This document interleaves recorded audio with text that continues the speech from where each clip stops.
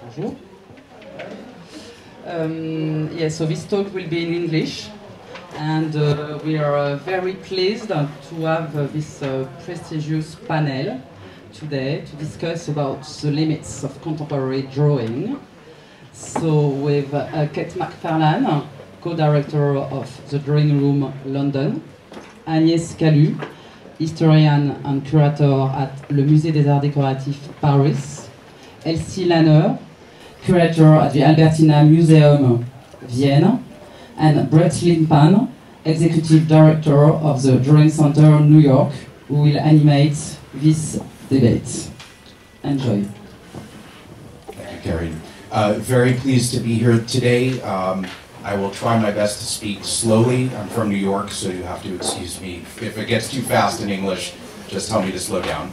I'm very happy to be here with my esteemed colleagues to talk about the limits of drawing. I'm going to make a couple of introductory remarks and show a couple of slides. Then Elsy, then Kate, and then Agnès will present for about 10 minutes. And then we will do a short discussion. If there are some issues that have come up, we will talk amongst ourselves, and then we'll have a Q&A at the end. So that's the structure for the lecture today. At the Drawing Center, I've been director there now for 7.5 years. I would say that our whole institutional premise is really about the limits of drawing and sometimes passing beyond the limits of drawing. I've tried to run the institution in a way where we fundamentally ask a question, and that question might be, is this thing a drawing? And there might be 3 answers to that question: yes, no, and maybe. And in the no and maybe side, we seem to be showing more work that falls into those answers than the immediate yes side. This means that we're looking at drawing from many different disciplines, although the visual art remains the core of what we do and what we explore. I've made an exhibition with Ferran Adria, the Spanish chef, who's been drawing food since 1987. We made an exhibition recently with Len Lai, an experimental filmmaker, who was really one of the godfathers of direct filmmaking. And currently up at the Drawing Center, which is lovely to see some of the drawings here, of Tommy Ungerer, some of you may know, the very famous Alsatian illustrator, children's book illustrator, but also political works and erotic works. It's the first time in the history of our institution that we've shown an illustrator. We missed Crumb and Spiegelman during the 80s, and we haven't actually shown comic book art at our institution. So that is also a limit of drawing, which we would like to cross over. Today, I want to briefly outline 5 positions that I wanted to bring forward, which will be different than the positions that my colleagues are going to bring forward. If I could have the first slide, please. I've been very interested in the concept of digital drawing. It's a very complicated issue for our institution. We have not yet been able to find an exhibition or an artist or a group of works that we feel can discuss the complexity of what digital drawing might mean for the future. But I will say that the last show that I saw of David Hockney's iPad drawings were quite fascinating at pace. These are some examples. If you've seen the iPad drawings, they were exhibited here in Europe, just iPads. And then if you can go to the next slide, please. This is the output. So one of the fundamental questions that I want to raise is, what does drawing mean when we remove the hand of the artist, or there's now a kind of another interface? For me, the computer screen and the tablet is just another tool to make drawings. So I'm not so concerned about the analog-digital problem, but what I am concerned about is the output problem. Hockney is one of the only artists that I've seen that has been able to translate what you see on the screen into something else, and to show that as artwork.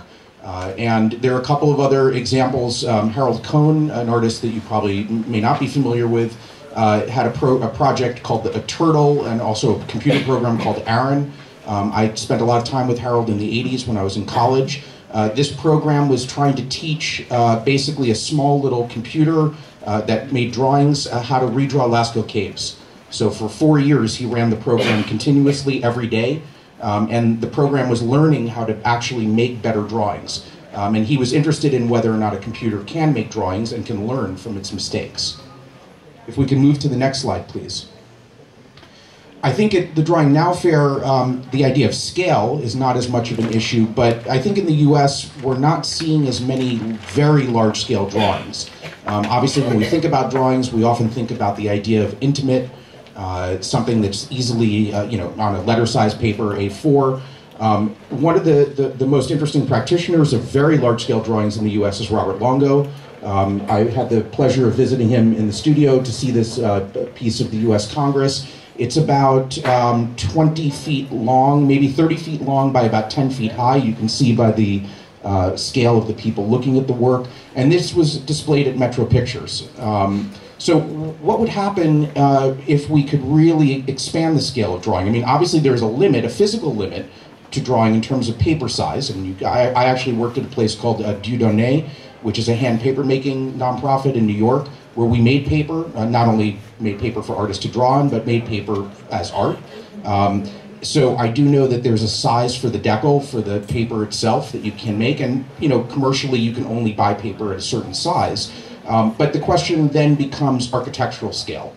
At the Drawing Center, I'm working with a young artist named Louise Despont, who has been making works on old Indian ledger paper, and I've asked Louise to really think about her work now at an architectural scale, and she's going to build two temples and pagodas inside of the Drawing Center, and in one of those structures she's going to make an 80-foot long by 6-foot high drawing. It will be made of many small pieces of paper, but the idea is to actually make a piece that you can walk into. So that's the second issue. The third slide, please. Next slide. I've also been in communication a lot recently with the Oakes twins. These are actual twins in New York City who are working in a way, changing the way that we think about how we see, and therefore changing the structure of drawing itself.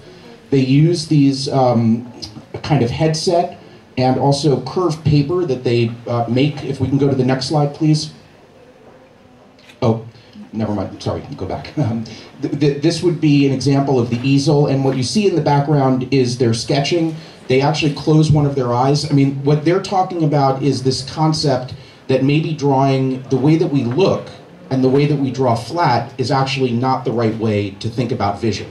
So they're changing the paper, the size of the paper, the shape of the paper into a convex shape, and also they're kind of limiting the way that they see so that they could really try to represent the world around us, which has a little bit of parallax in terms of at the edges of vision. So I think that that's kind of fascinating to think about too in terms of, again, a limit of drawing. If we can go to the next slide, please. Obviously, in Paris with the Charlie Hebdo situation, which to me was a kind of a very sad day for drawing. I'm sorry, I don't mean to be, offensive or provocative, but this image was drawn after Charlie Hebdo, and really kind of for me captured one of the problems. He drew first. The idea of content. Are there things that can't be drawn? The image of Muhammad. What does that mean for the medium? And so it was a thought that I had. Obviously, the work of, let's say, Judith Bernstein. You may not be familiar with her work, an American artist who's been drawing phalluses and very provocative political work for many years. These works, they're difficult to show. They're difficult to look at. So within the conceptual apparatus of drawing, is there a limit in terms of the content itself? And then if we can go to the last slide, please. Something that I've been personally very interested in is the relationship of music to drawing. So I've been doing a series of shows. This is the work of William Anglin, an artist from Berlin, that we commissioned to actually make a new musical score. Although he is not a musician, he commissions musicians to play notational drawings that he makes as musical scores. The musicians have the opportunity to interpret these scores in many different ways. This was part of the piece called Fulton, which he folds the score, and then he worked with Talajun, a percussion ensemble that we brought him together with, and they recorded the piece and then performed it live at the Drawing Center. Next year, I'm going to roll out 2 programs called Drawing Sound, in which I'm inviting composers and musicians, including Billy Martin, a percussionist, and Jad Fair, who does a lot of work with paper as well, just kind of in the indie rock world, to perform at the Drawing Center over a 3-night period. So we'll be doing 6 nights of musical performance, but all based on the idea of graphic scores. And I've been very kind of intrigued about whether or not a graphic score as notation, I mean, is music scored, are they visual artifacts and objects? So those are my kind of broad stroke ideas for the limits of drawing. Of course, one thing I do want to be clear about, for me personally, the only limit to drawing might be the artist's imagination. It has nothing to do with substrate of paper. The Drawing Center has been very actively pursuing works that are sculptural. I think many of my colleagues are going to show a lot of work that veers into the sculptural 3D realm. We've been working with animation and video really early on. And you know, I don't define drawing as work on paper. I really think of drawing as a kind of approach to object making that has very specific parameters. But in the world that we live in today, there are many painters, including someone like Pat Steer, whose concerns, even though she paints, are drawing concerns. There are also painters whose concerns are sculptural concerns. So it depends, it's not about medium specificity, it's not about work on paper or charcoal, it's about something much broader and conceptual. So, Elsy, I'm going to turn it over to you now. Thank you, Brett. I'm also going to start with a statement, a general statement. We could start with the first slide. Yes, here it is. As curators for contemporary art, we all know, of course, what drawing is about and what drawing can be today. Like Richard Long's work, Walking a Line by Walk, not a line made by walking, from 1967. Or next slide, please. We could also consider works by Fred Sandberg, which are actually thin ropes in the space. We can also consider those a drawing. Next one, please. We have another example. And when we go to the next slide, we have Wim Delvoye, an artist who made tattoos on pigs. So he transformed his drawings from paper to the skin of pigs. We can see the next slide, please. Yes, here it is. Where we have another kind of drawing, of course. The next slide, please. The Chinese artist Kai Guoqiang, who did those fireworks in the sky. We could also consider those drawings, time-based drawings, temporary drawings in the sky. And yeah, when we have seen the exhibition at MoMA in 2011, online drawing for the 20th century, made by curated by Cornelia Butler and Katrin de Seeger. They also explained how drawing changed its dimensions, its formats, and so on, its scale within the drawing, within the century, in the last century. And we learned that also a stain or a trace could be a drawing, something in the sand, a little drawing in the sky, or maybe also shadows could be a drawing. And yeah, I'm currently working on an exhibition at the Albertina Museum. Maybe I have to say, of course, if you've ever been to the Albertina Museum, it's a museum focused on drawings and graphics, prints, through all the centuries. It's not a museum for contemporary art, especially, but through all the centuries. So for all my colleagues not working in the 20th century, drawing has always been a little drawing, work on paper, a framed work on paper, which you can easily put on the wall, which can be easily presented, apart from all the aspects that the fragility of drawing brings with it. Yeah, I'm going to show you some examples of the show I'm currently preparing. So first slide, please. Yeah. Of course, I'm also showing those typical. The exhibition will have its opening end of May, so I'm currently working on it. We will have the drawings. Everybody knows that drawings, the typical works on paper, of course, but also there it starts that we don't have the usual formats, as I said, my colleagues might know, but we have extended formats like Paul Noble or Toba Keduri's works, and I have to say we have the largest exhibition space for this exhibition with a size, with a height of 4.66 meters, and yeah, we have our limits there because we are showing drawings by Paul Noble, as I said, which are almost 4.60 meters, 4.50 meters, it will fit, but that's a kind of challenge. And then we are showing works, of course, where the line is extended to the wall or to the floor. And then we have some examples of spatial drawings, like we see here, Monika Gimala with one of her spatial drawings. Or the next slide, please. An Austrian artist, Fritz Panzer, who is doing wire drawings. This is an escalator, and it's exactly same size as an original escalator. Or we're also going to show videos by David Shrigley or Mark Bauer. And yeah, as you said, also the individual handwriting of an artist is questioned by a work by Tacita Dean, who we know for her huge chalk drawings.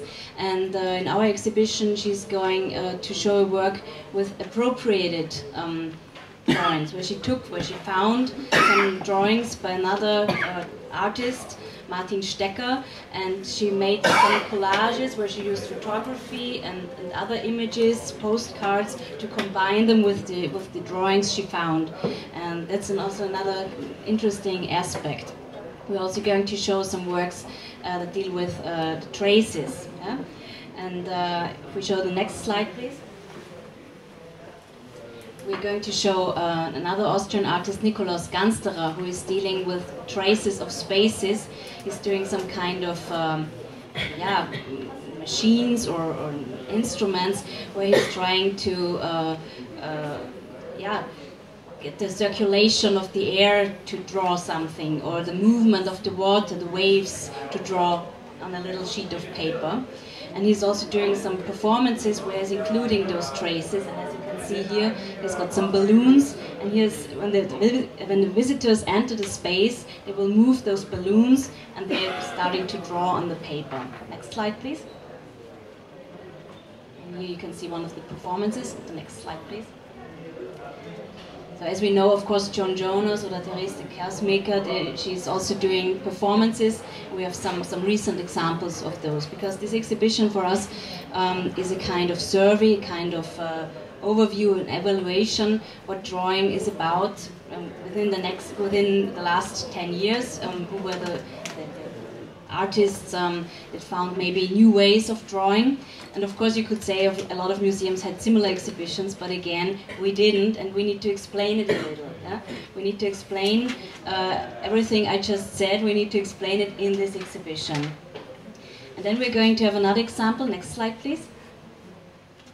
By Rainer Prohaska, also an Austrian artist. These are just sketches, photoshopped. He's going to take an orange line. I don't know the German, the English word for it. It's a kind of transport tape or something where you hold things together. And he's taking those orange lines, and he's building a drawing. He's doing a drawing around the building. Next slide, you can see. It's hopefully going to look like. Yeah? It will be a three-dimensional drawing board, and yeah, we're currently working on getting all the confirmations and allowances to do this project. It will be a little bit tricky, and yeah, but I'm confident that it will take place like this. Yeah, to answer the question, or to raise the question of the limits of drawings, I think, of course, there are limits to drawings, because when you're working as a curator for contemporary art or for contemporary drawing, then sometimes you walk through an exhibition, or you look at artworks, and it's sometimes quite easy to consider everything to be a drawing, each line, each trace. And then it's tricky to say, okay, this might not be a drawing, or you make it quite easy to say, this is a drawing and it fits in my focus, but maybe it's still a sculpture. When we look at one example, next slide please.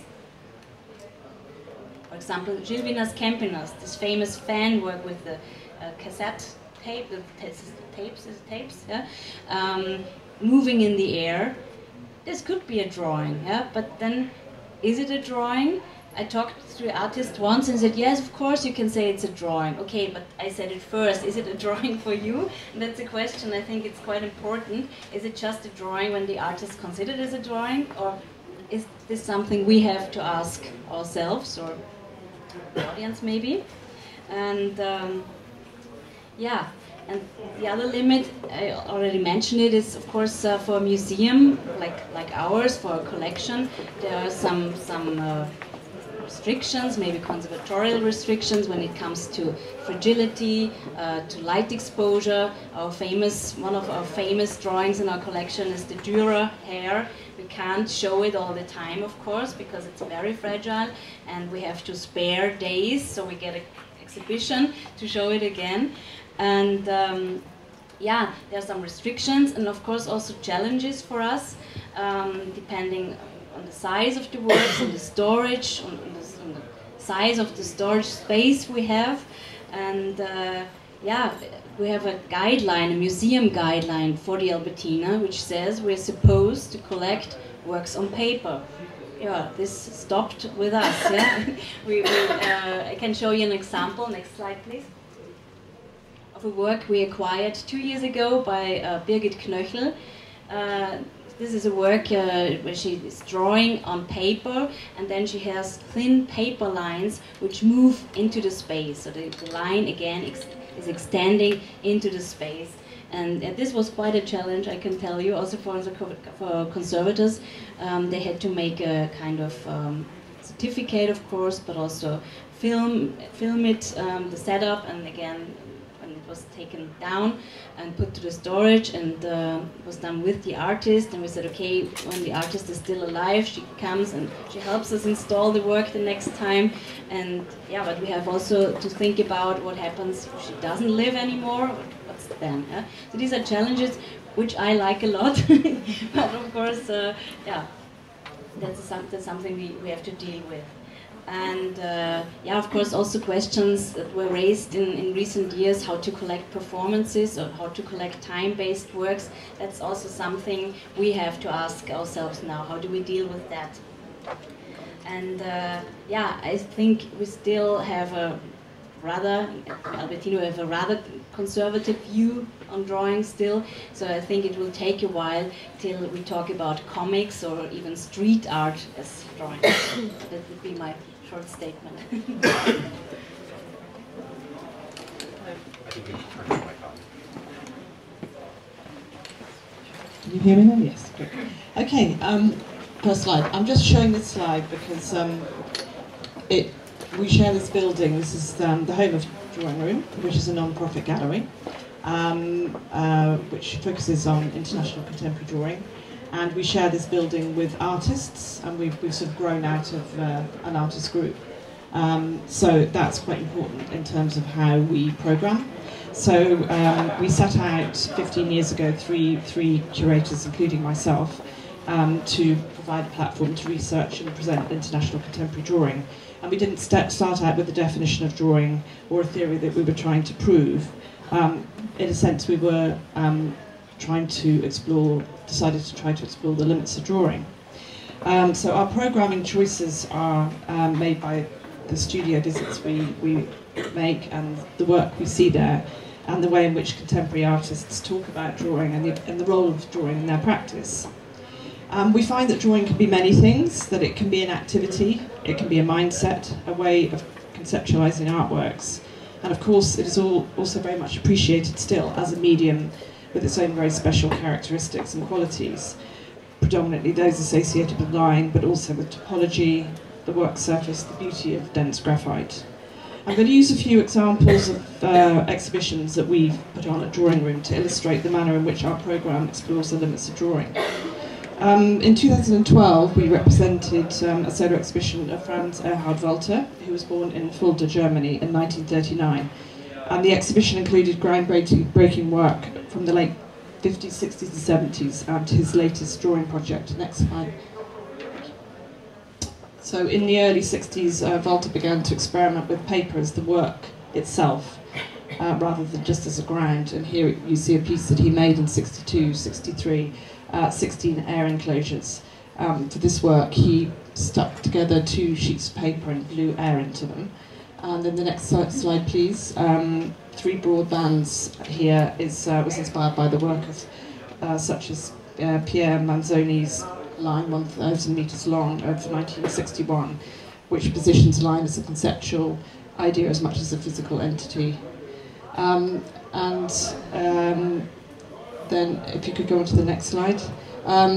So a lot of his work was encouraging audience participation, and the piece in the front here was one of the part of his 58 sculpture action first work set, which he made between 63 and 69, and they're canvas structures which can be interacted with in the gallery or outside of the gallery.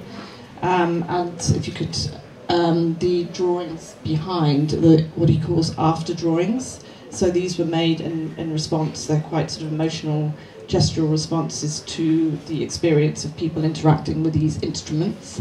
And then the next slide, please. He also took photographs as a record of the actions, which, as you can see, happening outdoors.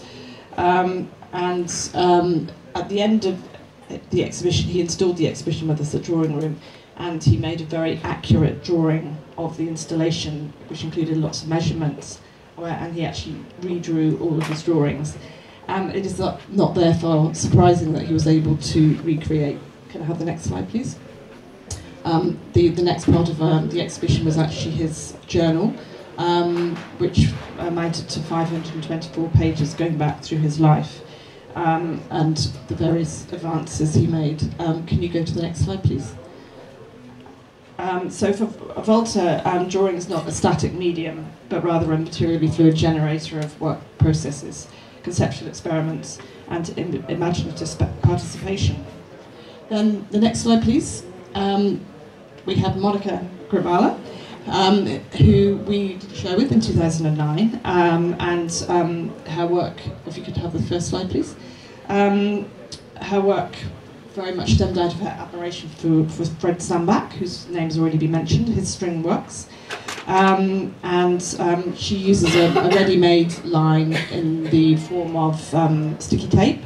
So she unfurls many, many meters of this sticky tape to realise her installations, her drawings in space, if you like. I think she's quite interested in the idea of them being a kind of material realisation of Paul Clay's, the ideas he was exploring in the Pedagogical Sketchbook of 1923.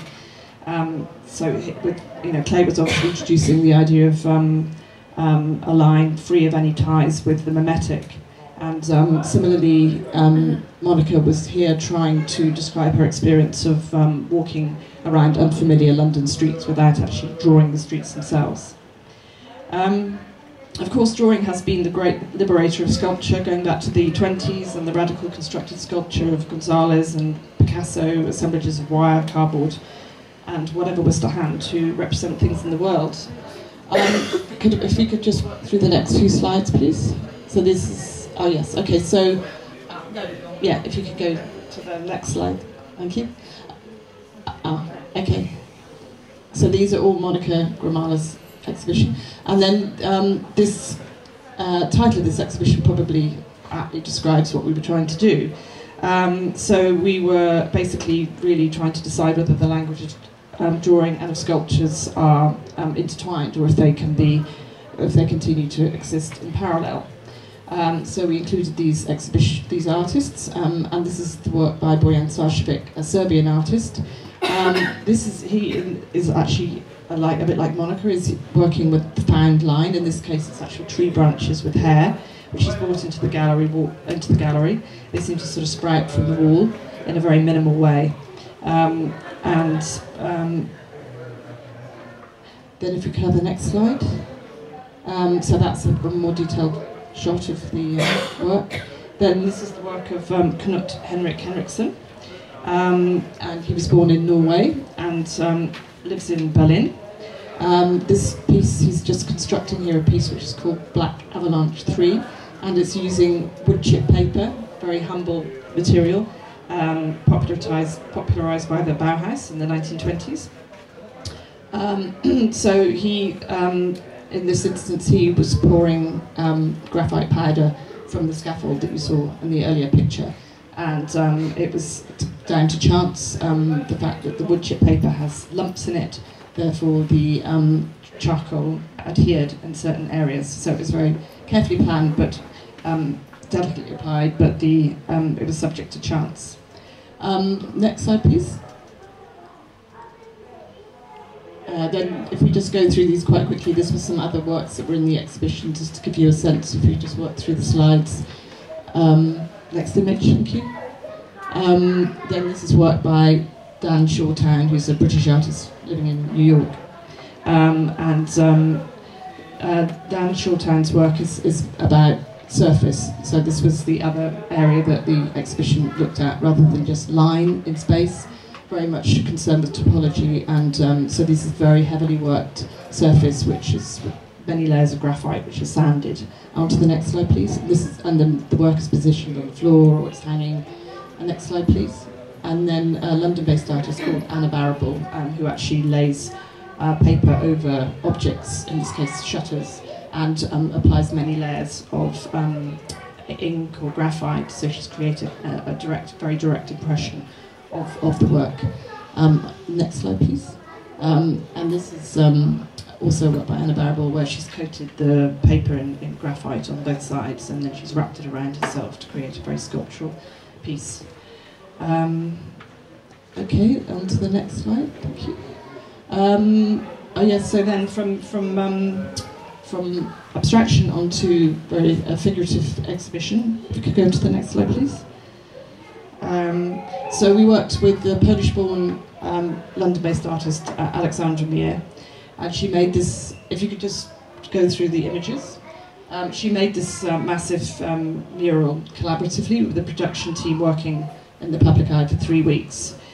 So Mier drew the composition, a kaleidoscopic view of the changing London skyline, and then she scaled it up using traditional analogue techniques.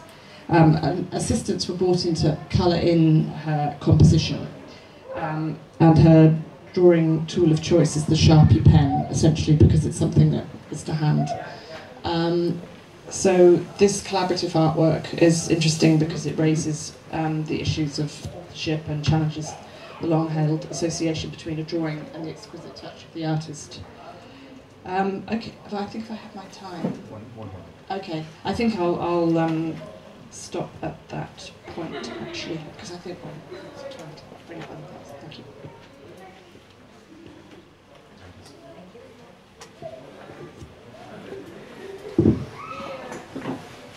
Good evening.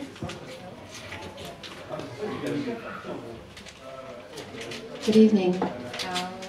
Thank you, dear Brett. I'm passionate about the issue of contemporary drawing and its limits, but even more about its infinite creative potential and the extreme relevance of its interpretations on all anthropological, historical, aesthetic, genetic, psychological, and psychoanalytic levels.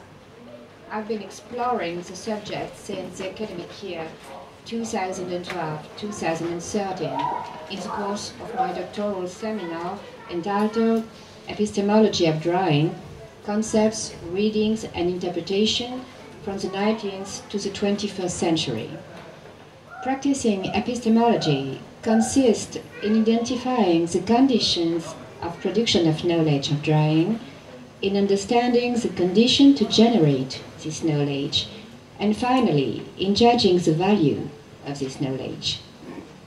I intend on thinking the theoretical concepts, the movements, and the metaphysics applied to drawing in a contemporary space-time. I intend on evaluating the existing interpretation of drawing, whether scholar or vernacular in the academic field, intuitive or emotional even in the field of art. My focus is on the multidisciplinary readings applied to drawing, and that in a contemporary extreme deeply rooted in a long-term period, in order to evaluate the phenomena of rupture and permanency. Actually, I want to understand drawing in the outside, that is to say, in the civil society, as much as the inside, that is to say, the personal, private sphere. Actually, I want to understand drawing from the side of creation, but also always from the side of interpretation. Analyzing drawing in the civil society means being confronted with politics, society, economics, culture, and technique. It means analyzing its movements according to the variations of the cultural forms and systems, the public politics, the market, the group competition, and hegemony. Observing it in the individual orb consists in identifying the effect drawing has on the heart, on the soul, on the body of a person. What room does it take in the imaginary of the other? What cosa mentale occurs for each individual? Interpreting drawing, to me, means extracting it from the history of art and confronting it to whole social and cognitive sciences. It also means establishing a dialogue with the limbic brain of the creators to define within each of them the act of drawing, the movement of drawing, the time of drawing, the emotion through drawing, the patrimonialization of drawing, the emotional erotic relationship to drawing, etc. My seminar follows 3 cycles of reflection. The first one establishes the grounds for the cultural practice of drawing. This falls under the history of mentalities, since I'm identifying the totemic features of drawing, the places of drawing, and the medias of drawing. The second compares different interpretation grades on drawing by university researchers and establishes their similarities as intersection between disciplines. The third one is structured as a psychoanalytic dialogue with the creator, aiming to, in the way of an ego history, understanding the symbolic value as essential and the social function drawing is endowed with the artist in general to his own drawings, naturally. Tonight's issue on the limits of contemporary drawing is to be understood as an incitement, given that, a contrario, the utopos of drawing is the one to prevail. This open, spreading, expansible nature of drawing can be intimidating at first, which is the reason why all the followings are expected by the scientific community: the anthropological identification and history of codes and status of drawing, period and moments of drawing, the analysis of the reasons for its accelerated accession to the public space ever since the turning point of 2005, the interpretation of the sociogenesis of the collection of drawings, the study of the gallery specialization in favor of drawing, the sociological elucidation of the drawing business, etc. A curiosity, the known to be famous drawing actually is an off-limits historical object. Outside our scope, but nonetheless generational because epochal. It is a fruit of social demand from the public and of a creative impulsion which equally expresses itself with no limits of content, form, or medium. For me, contemporary drawing is a sort of work in progress, incomplete, erotic, but intellectual, all the more reasons for the fascination it arouses among historians. Thank you.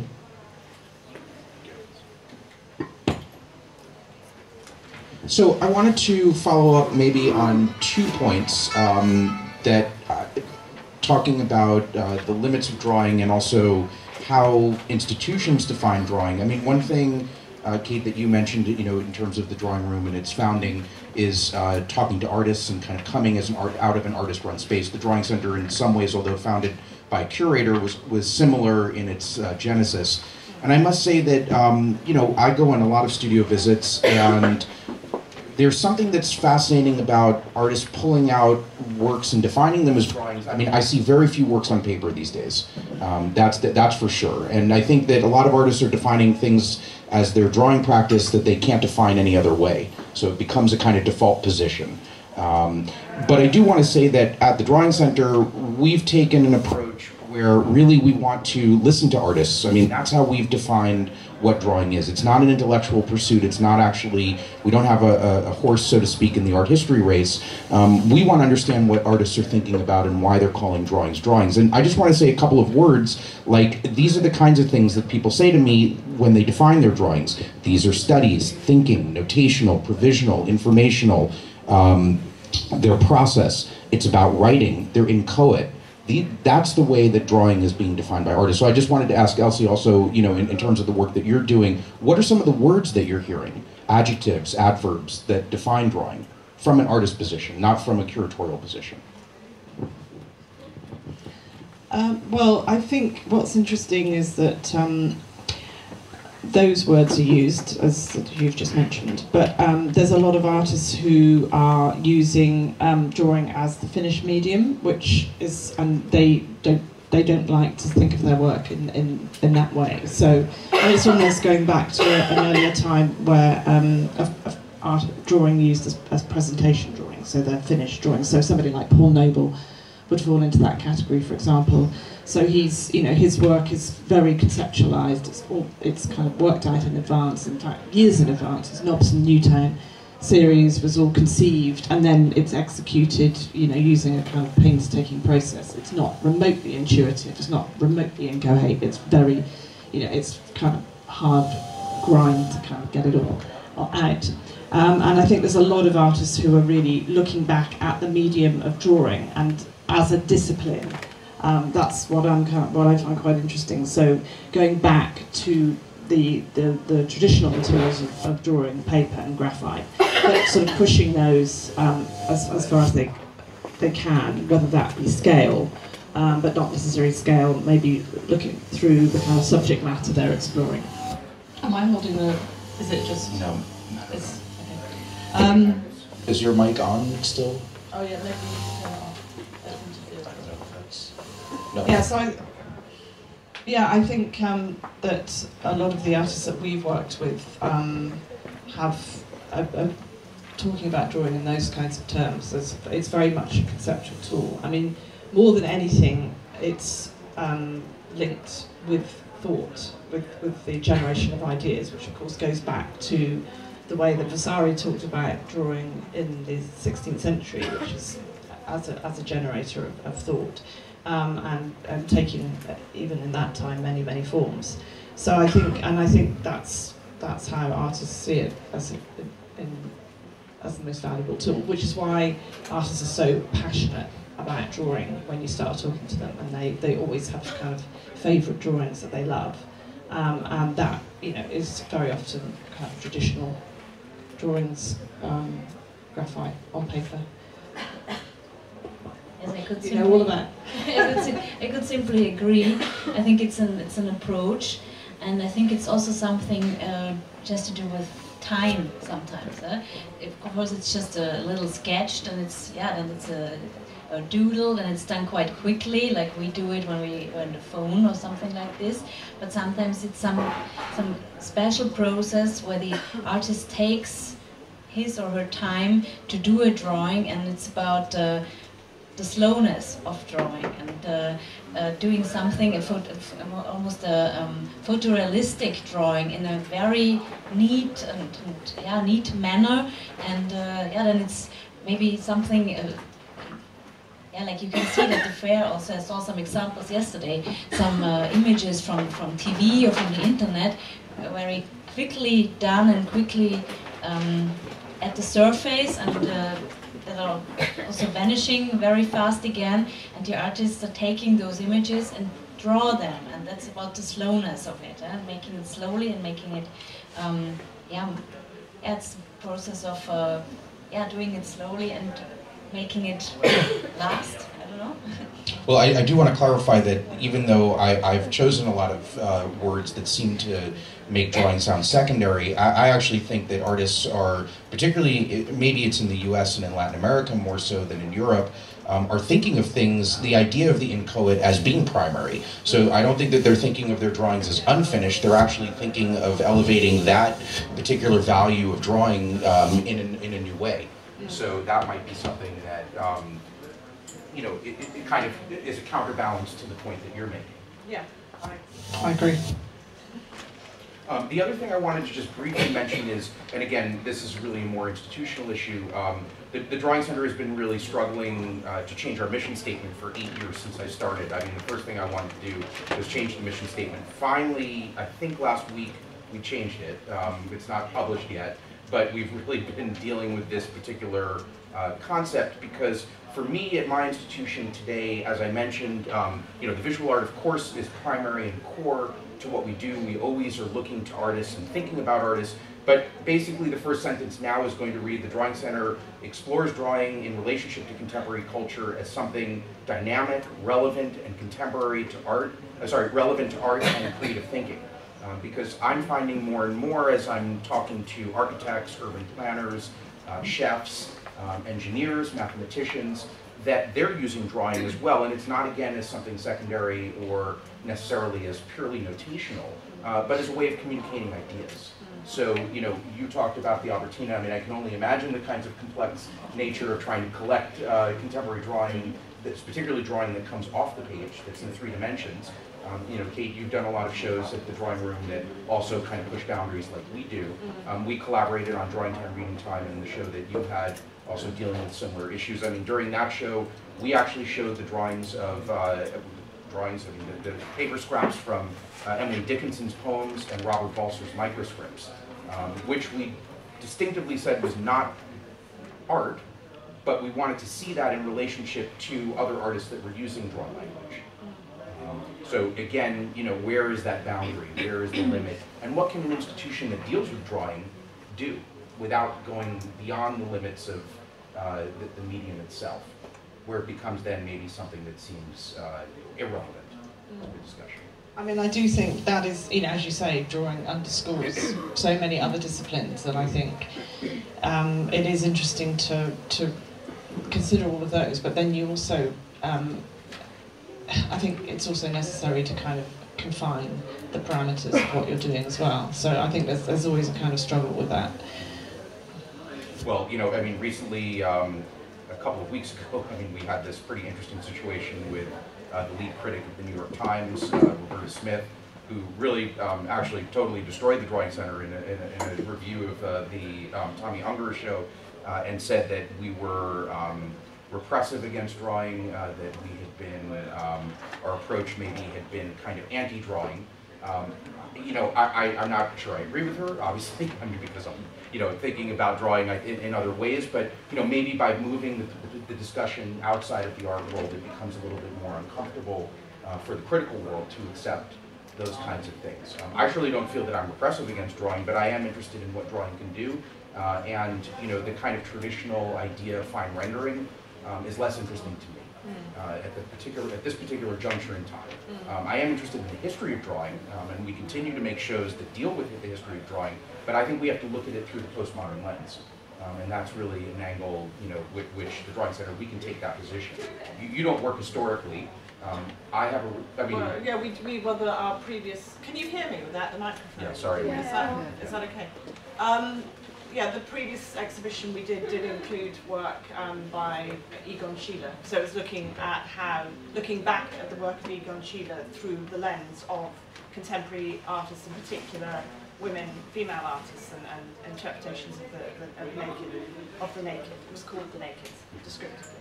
And the exhibition before that, Abstract Drawing, which was curated by British sculptor Richard Deacon. Again, we went back to the sketchbooks of Hilma af Klint that she made in 1906, and we included Amalevich in that, and a Jackson Pollock, one of his drip works. So yeah, we do actually, because I mean, again, that's, we've introduced that more into the programme, because when you visit artist studios, you see the books on there, in their libraries and the things that they're referring to. Of course, they're referring to these kinds of artists. So you start looking at those artists and at the influence they've had, and the one informs the other. So you're looking at the lens of looking at the contemporary art through with a reference to the historical works. I think gives it a very different kind of significance. So we're doing that more and more actually. We find also that audiences really love that combination of work that's being produced today with work that was produced earlier in the 20th century. But Elsy, I mean, your show, Drawing Now, Yes. Obviously coming from an institution that is really a traditional drawings collecting institution, very historical, works going back to 15th century maybe. You know, you've had to kind of, I mean, you've said to me also that, you know, you have to do the show to kind of maybe take 3 steps backwards. I mean, in a way to explain the contemporary landscape. It's not that we just started doing contemporary art. We did this last 50 years or I don't know, and of course our audience is used to deal with contemporary art, but not in that term, not in this way, and yeah. We have a huge audience, a broad audience, and we have 5 exhibition floors, and sometimes people come to visit Dürer or Michelangelo or Bruegel. They would also discover contemporary art, and then you have to pick them up somewhere. And I can't just show something very, very conceptual and leave them alone. So we can do those exhibitions, so I would love to do an exhibition maybe on traces or spots or shadows, but there is a missing link, a gap between what we previously did and what we're going to do, so we have to explain it a little, although I don't want to focus too much on those formal things about drawing, not too much about the dimensions and the formats and the scale and whatever. What the exhibition should also deal with is why artists chose especially drawing to bring to express their ideas, their political ideas, their personal experiences, and so on. Why did they choose especially drawing to do this? And that's something what I had a look at, and so it's not just about formal aspects, but about the topics, of course. So I think we have a couple of minutes left. I wanted to open up for any questions, comments. The panelists are happy to respond. Would anyone like to, any comments? Yes? I just wanted to ask one question about how, from your perspective, how do you think that drawing is perceived commercially? Because we've been talking about a lot of conceptual drawing, but that's not the kind of thing that we're seeing in the commercial galleries when we're talking about drawing, such as things that are presented in this fair.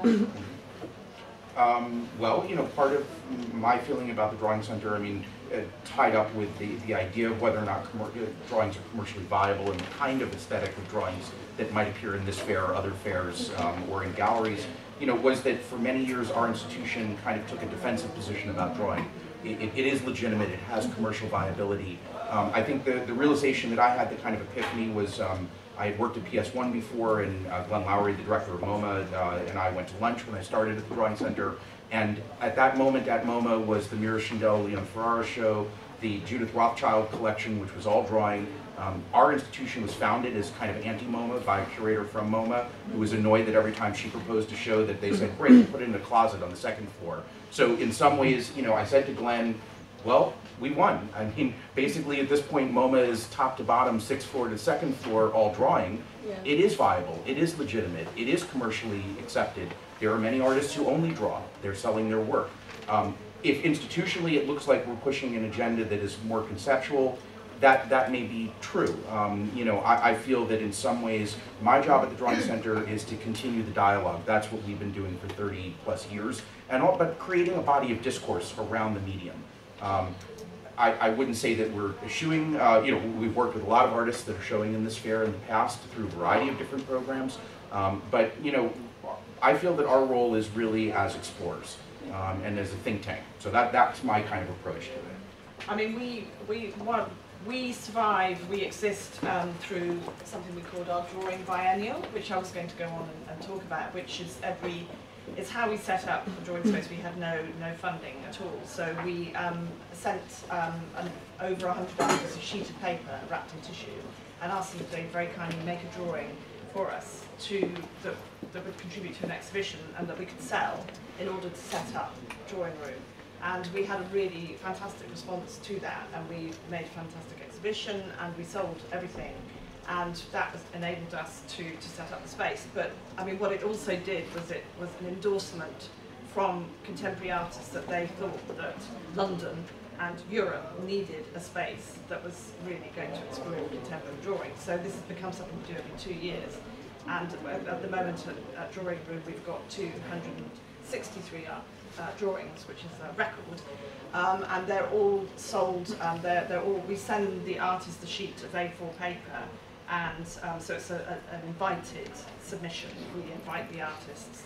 And the works are sold on our online auction site, and then that actually represents over 50% of our income over the next 2 years. So it determines what we can do in terms of our programme for the next 2 years. But the works that do sell there, the more not, I wouldn't say traditional in terms of historical drawing, but they're the more, the things that sell are the kind of things that you can hang up in your house. Well, in this instance, of course, they are all A4, which is very helpful, although some of them are very conceptual.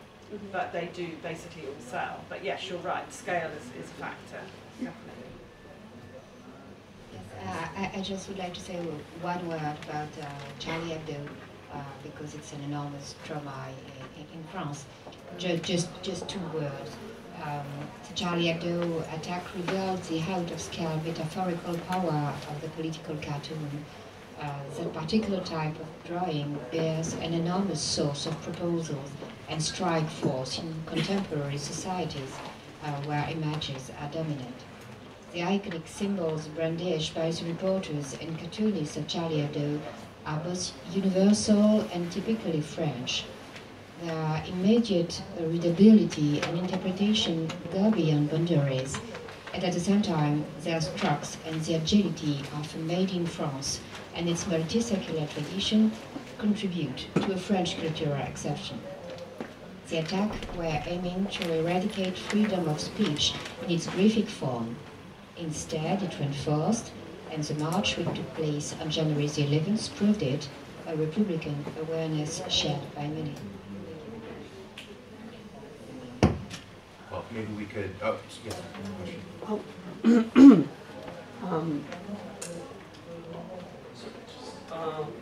Just a couple of things.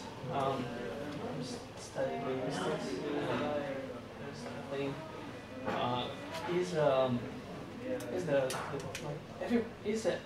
Everybody can draw, because like, from the birth, a person can he's learnable to talk, and the same way he's learnable to draw.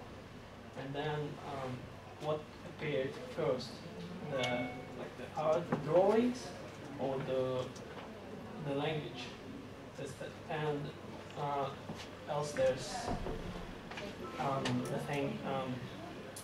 If the drawing is the way to explore, and if there's the artist using the technologies like the robots or the internet, and I thought just right now there are the satellites, so and you can represent the solar system with the lines drawn by the satellite. So what does it mean? This thing, in outer space. How could artists use this medium? They already are. Yeah. Trevor Blagan is already doing photographs of satellite trails and airplane trails. And I don't know if they're drawings, videos, where they sit. There's, I think it's Tissot, a French, maybe he's a linguist also. He wrote a book, a very important essay about the idea, maybe the first moment of the merging of drawing and language is when a child writes their name, their proper name, and understands that. So it becomes the subject and the object are together. There's a kind of reflection. This is a very important moment. This is why handwriting for us is kind of interesting. There are many artists who are just signing their name. Josh Smith, Judith Bernstein comes to mind. There's a whole tradition of that.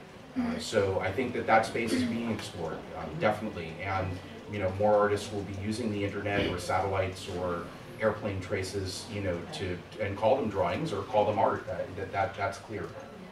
I mean, you could compare it, because when you say everybody might be able to draw, of course, but you could compare it to photography. So everybody can take a picture nowadays, so maybe a child, before it writes his name now, maybe might take a selfie, exactly. Yeah.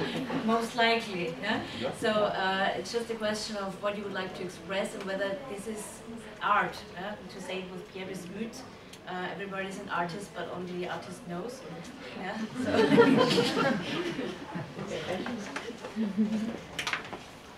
just time for just one more question. I do have a question. It's more about the institutional lines.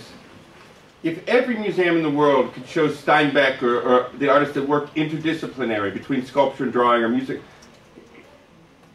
my question is this.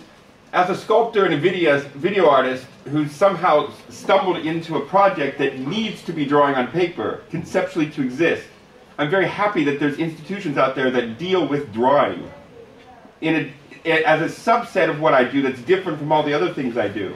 If those institutions start incorporating everything I could do or another artist could do under the subset of drawing, who's going to just focus on drawing on paper, for instance? I'm a little worried. When I see a museum like MoMA doing the Bjork exhibit, there's billions of artists that need an exhibit at MoMA. Bjork does not need a platform at MoMA. She's known everywhere. Her images have been digested everywhere.